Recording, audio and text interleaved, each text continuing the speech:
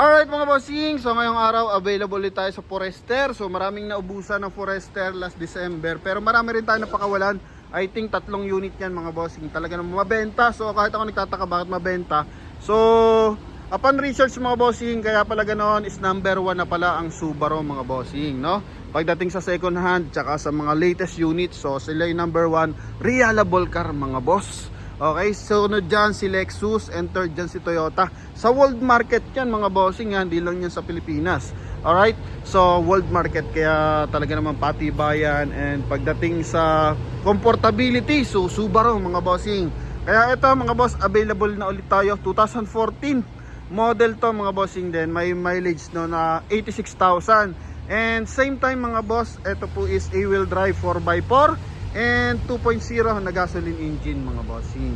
And eto mga boss, price nila dito 525. So sa walk-in price 525, pero dito sa Promote PH syempre binibigay lang to sa atin ng 470,000 mga bossing. Ano po? So sa may interesado, eto na. So eto po is naka R17 yan, naka stock mags, and kulay gray yung ating unit. So kung mapapansin mo, medyo malabo ng bahagya yung ilaw kasi pinalihan na natin to mga boss kasi madilaw yan, liha lang palang gamot yan mga bossing. Then bukas, pag nalinis na yan, siguro ganito na yung kakintab. Yan. So normally kasi nung nakaraan nag-release tayo, medyo madilaw din. Pero after maliha mga bossing, makintab na. And coding nito is Monday mga boss. Then pag light nya, malinaw pa yung pag light nya mga bossing. Then ito yung kanyang front area. Yan. So pagdating sa lamig ng aircon, sobrang lamig ng aircon. Then sa riding mga boss, yung mga lubak-lubak na maliliit na yan mga bossing, o kahit medyo malalaki, so hindi mo maririnig yan pagdating sa loob. Unlike sa mga ibang unit na mas mura mga bossing. Okay, kung lagi kayo nagtataksi, di ba, pag may mga lubak-lubak, dama sa loob. So dito mga bossing, yun talaga. Okay, so yun talaga ang pinakaano dito, yung comfortability ng pasahero. Kasi ito naka-double yan mga bossing. Okay, naka-noise proof yan mga bossing. Yan. So hindi naririnig sa loob yung sobrang ingay ng mga bossing sa kalsada. And same time, ito yung kanyang interior. So sa leather mga boss, papaano natin yung leather. Yan, papapalitan yan. Okay. And ito naka-power fold, naka-power adjust yung side mirror niyan. Gamit dito na tin, so naka 3M yan. And same time, may mga nakita kong bahagyang gasgas sa labas. Pero ito ipapadent nila to mga boss, no? Hindi yan pipinturahan mga bossing, i-dent lang yan. So may mga denter tayo expert dyan para matanggal yung maliliit na dimple kung tawagin mga boss. Sa taas, so naka roof rail yan mga bossing. Dito naman sa kanyang window, so meron siyang chrome accent. Yan. Then pagdating dito sa loob mga boss, ito yung kanyang steering wheel. So may cruise control na yan. And same time hands-free connection para sa ating 1DIN audio system. And ito may adjustment sa ng headlight. Okay. Yan mga boss. Para once na mga bossing, once na loaded tayo sa likuran, nakatingala yung ating unit, so nabababa natin headlight. Then may stability control mga boss. So ino-off yan para pag nabalaho tayo, kasi yung stability control sa nagbibigay ng safety sa mga gulong natin mga boss. Yung balancing, lalo na sa mga zigzag road, cornering mga boss, so importante yan. And ito yung kanyang upuan. Okay, so presentable yan, kahit 2014 model. And napakalamig ng aircon talaga mga bossing. Sobrang lamig ng aircon. Yan, so ito yung kanyang transmission mga boss. Mileage 86,000 km. Yan, and ito mga bossing, updated kasi to ang Subaru. Mapapansin mo, 2014 may mga side airbag na yan. Bukod sa airbag sa dashboard, so may side airbag pa yan dito mga boss, no? Yan, so kumbaga yung safety nandito na. Kaya sila biglang nag number 1 mga boss. Ito naman yung kabilang side. Okay, so I think hindi pa alam to ng ibang buy and sell mga bossing. So tayo nag-research kasi tayo.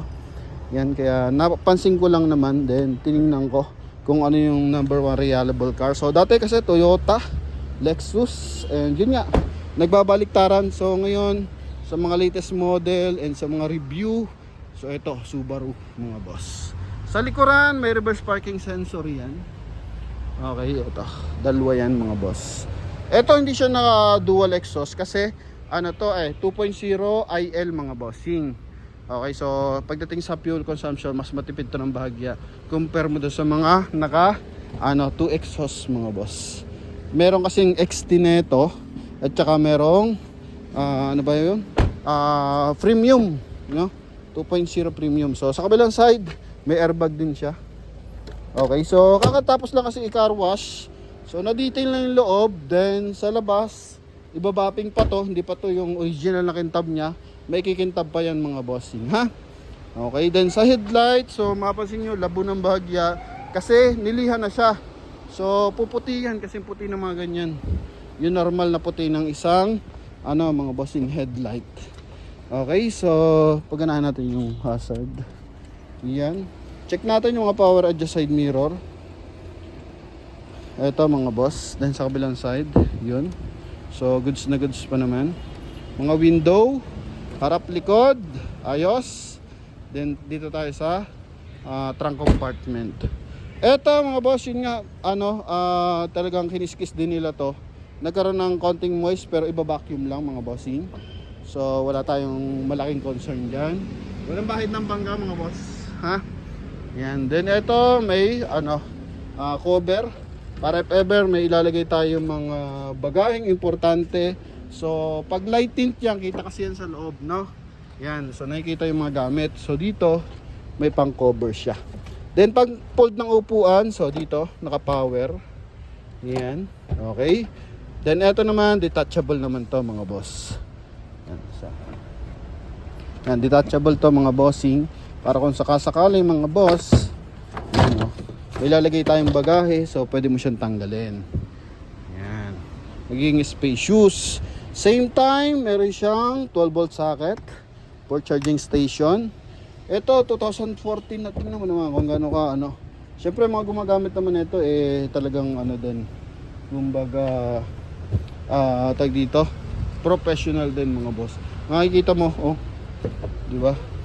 Medyo mahal kasi ito sa brand new, I think nasa 1.7 to o 2 million. Ito yung kanyang spare tire tsaka mga jack mga boss. Yan. Kita mo yung unit 14 model na, presentable pa. Okay, so meron kasi mga 2019 20 year model, lamog na yung sasakyan, pero ito tingnan mo kung gaano kakinis yan. Okay, so dito konti lang naman. Hindi siya gas-gas, tag dito, scratch free na rear bumper mga boss. So hindi siya naka body color. Yan. Then sa gulong, yun lang sa gulong issue ko dito. Medyo makapal pa pero na siya mga boss May mga sign na siya ng back. So 75% red light pa, makapal. Yun nga lang, may mga back ng bahagya. So kaya yun na rin mga boss. Kaya sa ating mga buyers cat, hindi pa siya humingi ng discount.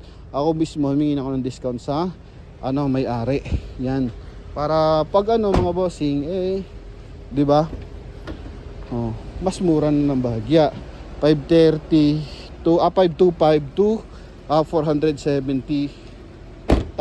So kung bibili ka ng gulong, kahit branded yung bili mong gulong, 5,000 isa. So malaki pa rin.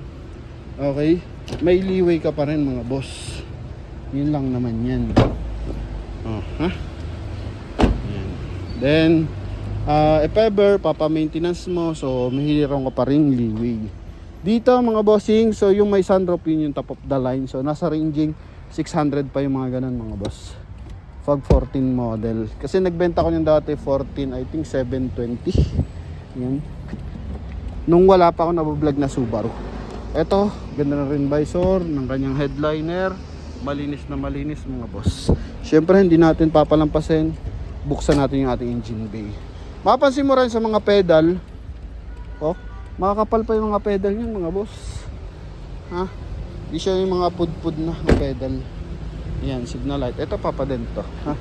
Pinakita ko na mamaya. And dito sa kabilang side. Meron din dito. Ayan Okay. Mga minor lang naman, nakatukuran siguro or Hindi naman gano'ng aksidente.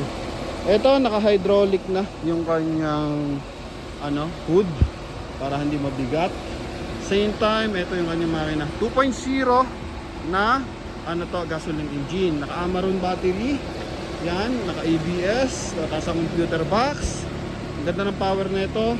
And syempre, Walang kausok-usok yan mga boss. Oh. Mga bossing. Ganda ng timing. Sobrang tahimik pa mga boss.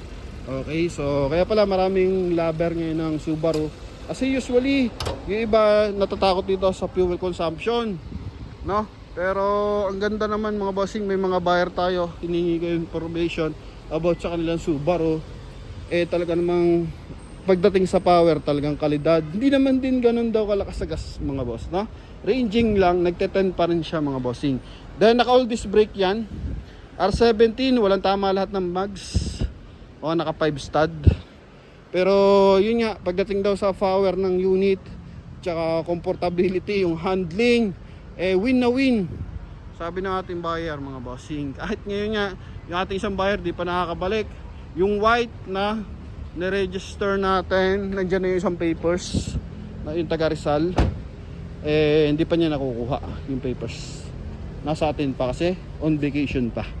Yan, so yun lang naman mga boss sa ating mga buyers na interesado. Eto, Subaru Forester sa halagang 470,000 mga boss. Okay, so yun lang mga boss. Tawag lang kayo sa ating contact number nasa screen.